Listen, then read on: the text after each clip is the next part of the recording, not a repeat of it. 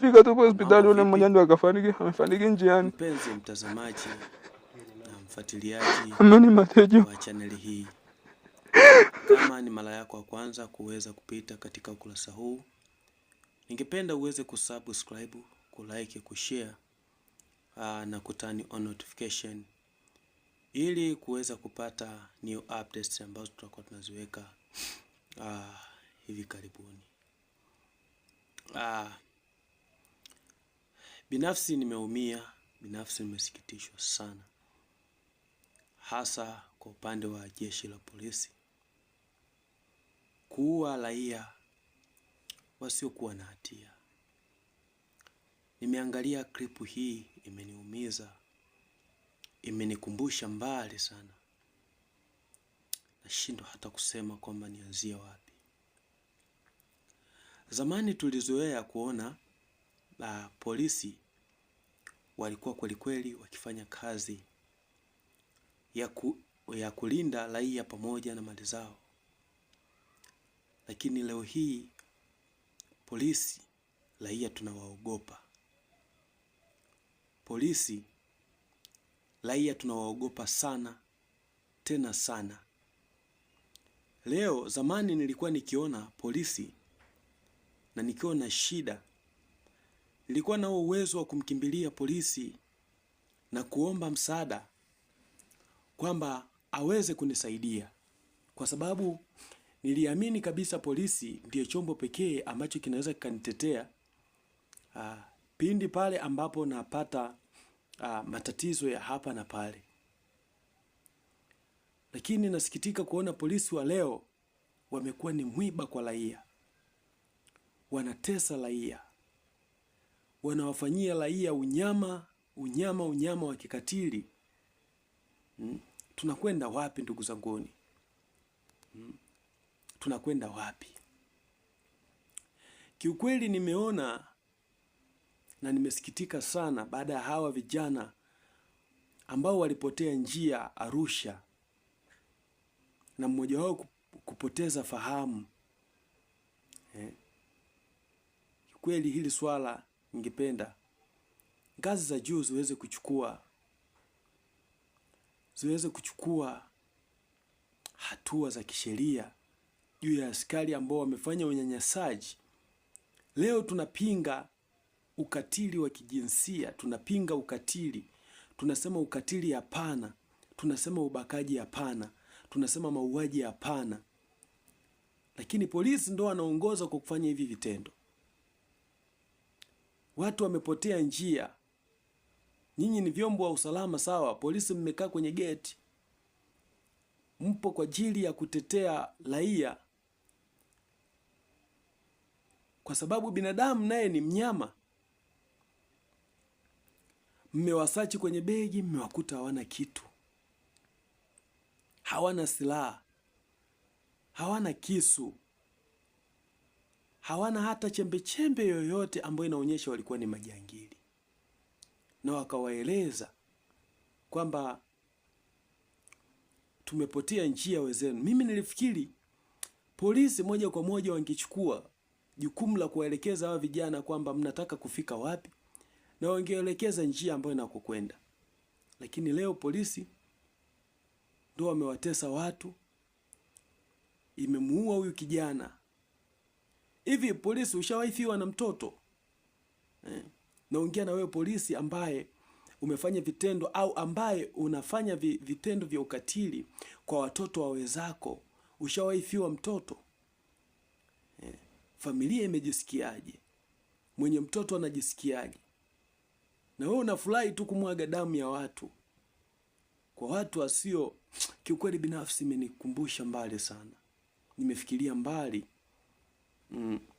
Namna polisi wanavyotesa. Kama mmewakamata, kwa nini msinge wapeleka kwenye vyombo husika vya kisheria? Mmemuua kijana, lakini kijana alikuwa hata kuongea anashindwa, kujitetea anashindwa. Leo tunaona ukikutana na polisi ni aheri ukapambana naye, kwa sababu polisi amegeuka, amekuwa ni adui. Polisi leo akikukamata anakutesa na kunyanyasa, wengine wana matusi, wanatukana. Lakini nyinyi ndo tunaambiwa ndo mnaohusika na masuala ya ulinzi wa raia pamoja na mali zao. Kiukweli hili jambo halijakaa sawa. Hili jambo kiukweli linaumiza watu wengi, na ndio maana leo imekuwa ni ngumu hasa kwa upande wa raia kuonyesha ushirikiano na polisi. Leo polisi ukienda unanyanyaswa, mtu unateswa, hupewi hata nafasi ya kusikilizwa. Hupewi hata nafasi ya kusikilizwa. Polisi mna nini?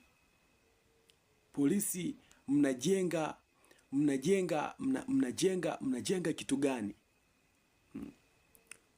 Polisi mnajenga kitu gani? Kiukweli hili jambo naomba, kama kweli serikali ipo, kama wakubwa wapo, basi ni vizuri hili jambo likachukuliwa hatua na wahusika wote wachukuliwe hatua kali za kisheria kwa kufanya ukatili wa namna hii, kulalia miba mikali, kuteswa kama wanyama, watu ambao hawana hata chembechembe ya ujangili, watu ambao hawana hata chembechembe ya ujangili, mnawatesa, mnawaonea. Kwa nini mnaonea raia? Kwa nini mnapiga raia? Mnatesa raia. Leo mmekuwa wanyama, mmegeuka kuwa ni adui wa raia. Kwa nini mnafanya vitu kama vya namna hiyo? Kweli hili jambo sio jambo jema. Haya, mmewakamata walikuwa ni majangili. Kwa nini msiwafikishe kwenye vyombo husika vya usalama? Kwa nini msiwafikishe kwenye vyombo vya sheria? Mmewasachi kwenye begi, hawana kitu na wameambiwa walikuwa wanatoka msibani. Leo mnawaua binadamu wenzenu. Yaani leo simba hawezi kumuua simba mwenzake hata ingekuwaje, lakini leo mwanadamu anaua mwanadamu mwenzake kwa ajili ya maslahi yake binafsi.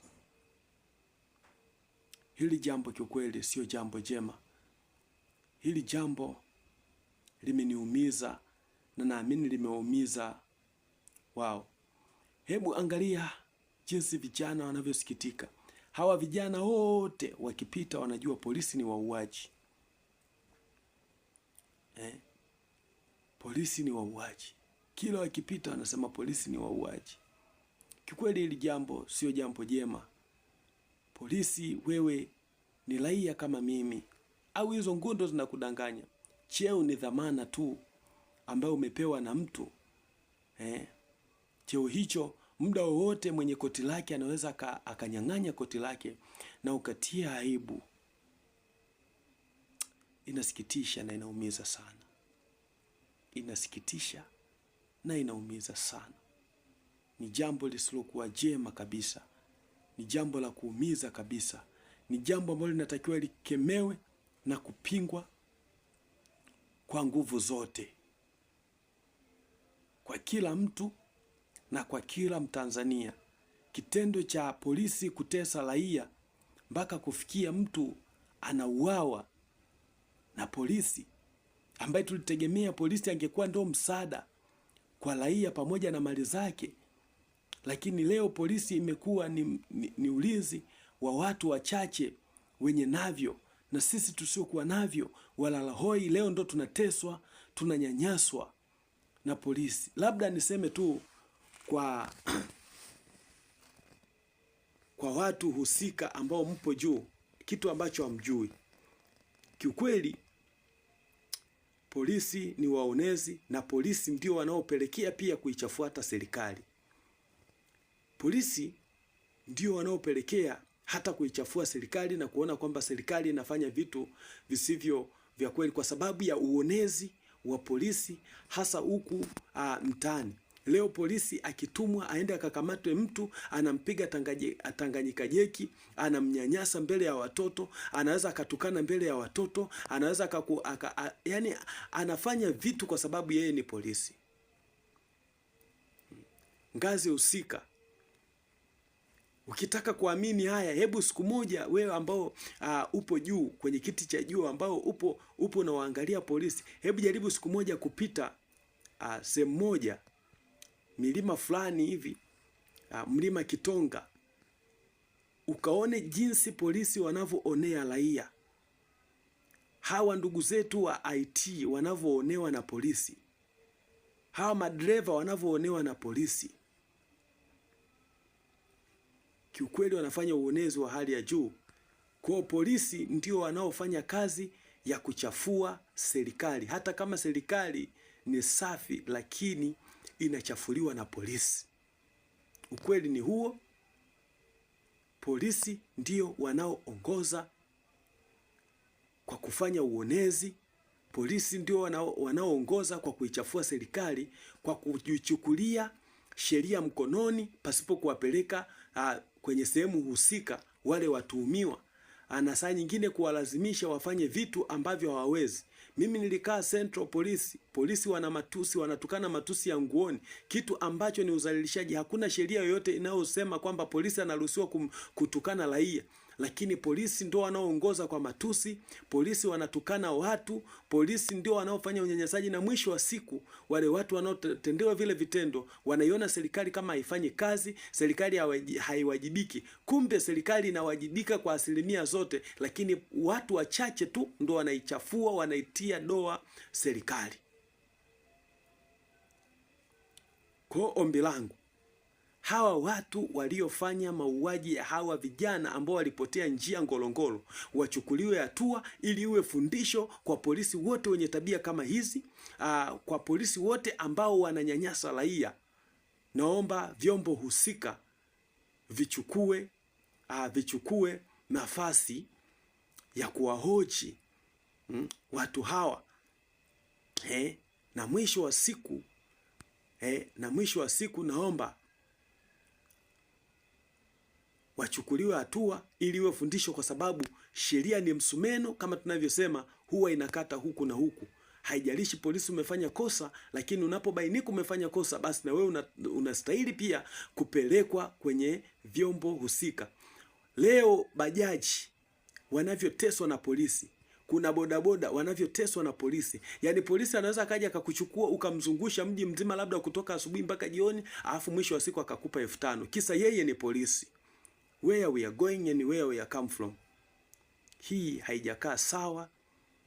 Tunaomba polisi wanapofanya vitendo viovu kwa raia wachukuliwe hatua kama raia wengine, kwa sababu hakuna sheria yoyote ambayo inasema kwamba polisi anatakiwa afanye kosa kwa sababu yeye ni polisi.